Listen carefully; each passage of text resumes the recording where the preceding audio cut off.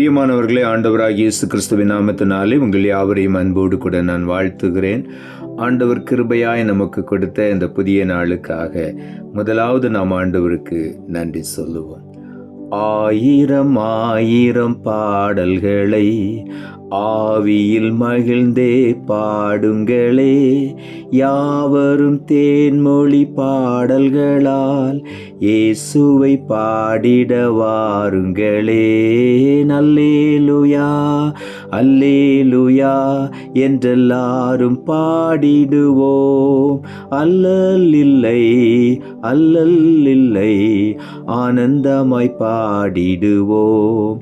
புதிய புதிய பாடல்களை புனைந்தே பண்களும் சேருங்களே, துதிகள் நிறைந்த கானங்களால் தொழுதே இறைவனை காணுங்களே. அல்லேலூயா அல்லேலூயா என்றெல்லாரும் பாடிடுவோம். அல்லல் இல்லை அல்லல் இல்லை, ஆனந்தமாய் பாடிடுவோம்.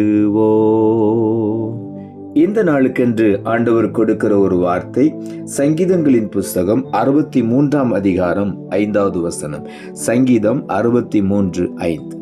நிலத்தையும் கொழுப்பையும் உண்டது போல என் ஆத்துமா திருப்தியாகும், என் வாய் ஆனந்த களிப்புள்ள உதடுகளால் உம்மை போற்றும். இந்த நாளிலே ஆண்டவருடைய வார்த்தை இப்படியாய் சொல்லுகிறது, நம்முடைய ஆத்துமா திருப்தியாகும் என்று இங்கே ஆண்டவருடைய வார்த்தை சொல்லுகிறது. நம்முடைய ஆத்துமா திருப்தியாகும் பொழுது நம்முடைய வாய் ஆனந்த களிப்புள்ள உதடுகளால் ஆண்டவரை போற்றி துதிக்க ஆரம்பித்துவிடும். எப்படி நம்முடைய ஆத்துமா திருப்தியாகுமாம்? நிலத்தையும் கொழுப்பையும் உண்டது போல ஆண்டவர் நம்முடைய ஆத்துமாவை திருப்தியாக்குவார். ஆகவே தான் வேதம் சொல்லுகிறது, பிரியமானவனே, உன் ஆத்துமா வாழ்வது போல எல்லாவற்றிலும் வாழ்ந்து சுகமாயிரு என்று. ஆகவே இந்த நாளிலே நம்முடைய ஆத்துமா முதலாவது திருப்தியாக வேண்டும். அப்பொழுது நம்முடைய வாய் ஆனந்த களிப்புள்ள உதடுகளினால் ஆண்டவரை போற்றிக் கொண்டே இருக்கும்.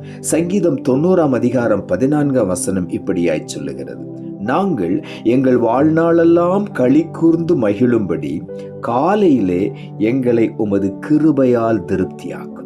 ஆண்டவர் தம்முடைய கிருபையினால் நம்மை திருப்தியாக்குவாராம். எப்படி அந்த கிருபையை நான் பெற்றுக்கொள்ளுவோம்? காலையிலே ஆண்டவரை நாம் தேடும் பொழுது. ஆகவே தான் தாவீது எழுதுகிறார், எங்கள் வாழ்நாளெல்லாம் நாங்கள் களி கூர்ந்து மகிழ வேண்டும், அதற்கு காலையிலே எங்களை உமது கிருபையால் திருப்தியாக்கும். காலைதோறும் அவருடைய கிருபைகள் புதிதாயிருக்கிறது. ஆகவே காலையிலே ஆண்டவருடைய புதிய கிருபையை நாம் பெற்று நாம் கிருபையினால் திருப்தியாகும் பொழுது நம்முடைய வாழ்நாளெல்லாம் ஆண்டவரை நாம் களி கூர்ந்து துதித்து கொண்டே இருப்போம், மகிழ்ந்து கொண்டே இருப்போம். சங்கீதங்களின் புஸ்தகம் 81 அதிகாரம் 16 வசனம் சொல்லுகிறது, உச்சிதமான கோதுமையினால் அவர்களை போஷிப்பார், கன்மலையின் தேனினால் உன்னை திருப்தியாக்குவேன் என்று இங்கே தாவீது எழுதுகிறார். உச்சிதமான கோதுமையினால் அவர்களை போஷிப்பார். ஆண்டவராகிய தேவன் தம்முடைய பிள்ளைகளை உச்சிதமான மிகவும் நேர்த்தியான மேன்மையான கோதுமையினால் அவர்களை போஷிப்பார், கன்மலையின் தேனினாலே திருப்தியாக்குவேன் என்று சொல்லுகிறார். இந்த நாளிலே அந்த கன்மலையின் தேன் தான் ஆண்டவருடைய வார்த்தைகள்.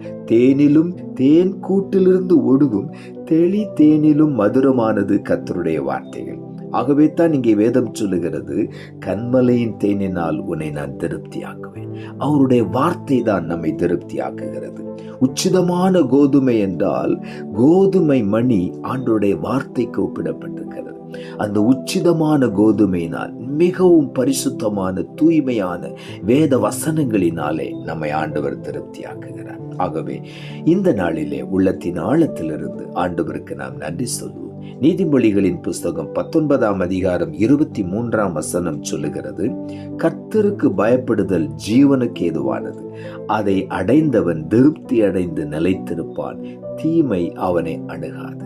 அர்ப்பணிப்பு நிறைந்த ஒரு கீழ்ப்படிதலோடு கூட ஆண்டவருடைய சமூகத்தில் வரும் பொழுது நாம் திருப்தி அடைகிறோம். ஆண்டவருக்குள் நாம் நிலைத்திருப்போம். ஒருபோதும் தீமை நம்மை அணுகுவது இல்லை.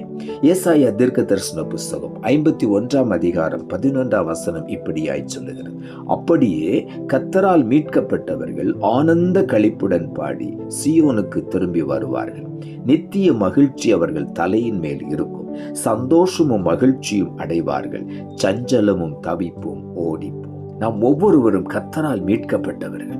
நாம் எப்பொழுதும் ஆனந்த களிப்புடன் பாடி சீயோனுக்கு, ஆண்டவருடைய சமூகத்துக்கு திரும்பி வருவோம். அப்படி வரும் பொழுது என்ன நடக்கிறது? நித்திய மகிழ்ச்சி நம்முடைய தலையின் மேல் இருக்கிறது. சந்தோஷமும் மகிழ்ச்சியும் அடைவோம். சஞ்சலமும் தவிப்பும் நம்மை விட்டு ஓடி போய்விடும். ஒவ்வொரு நாளும் ஆனந்த களிப்புடன் பாடி ஆண்டவருடைய சமூகத்துக்கு வரும் பொழுது நித்திய மகிழ்ச்சி நம்முடைய தலையின் மேல் அமர்ந்திருக்கும். சந்தோஷமும் மகிழ்ச்சியும் அடைவோம். சஞ்சலமும் தவிப்பும் நம்மை விட்டு ஓடிப்போம். ஆகவே இந்த நாளிலே உள்ளத்தின் ஆழத்திலிருந்து நாம் ஆண்டவருக்கு நன்றி சொல்லுவோம். நாம் ஜெபிப்போம். அன்புள்ள ஆண்டவரே, கிருபையானீர் கொடுத்த இந்த புதிய நாளுக்காய் மறுபடியும் எமக்கு நன்றி செலுத்துகிறோம். ஆண்டவர் கொடுத்த ஜீவனுள்ள வார்த்தைக்காக நன்றி. நினத்தையும் கொழுப்பையும் உண்டது போல என் ஆத்துமா திருப்தியாகும். என் வாய் ஆனந்த களிப்புள்ள உதடுகளால் உம்மை போற்றும் என்ற வார்த்தையை கொடுத்தேன். வசனத்தை கேட்டுக்கொண்டிருக்கிற ஒவ்வொருடைய வாழ்க்கையிலும் இருக்கிற சஞ்சலங்கள், தவிப்புகள் இன்றைக்கு ஓடி போகட்டும்.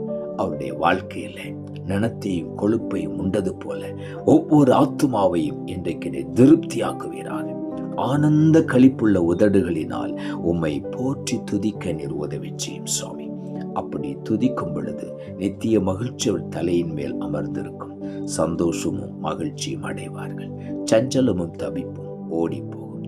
அப்படி நீ செய்ய போகிறபடினாலும் உமக்கு நன்றி தாழ்த்துகிறோம். இரட்சகர் இயேசுவின் நாமத்தில் ஜெபிக்கிறோம் நல்ல பிதாவே, ஆமென்.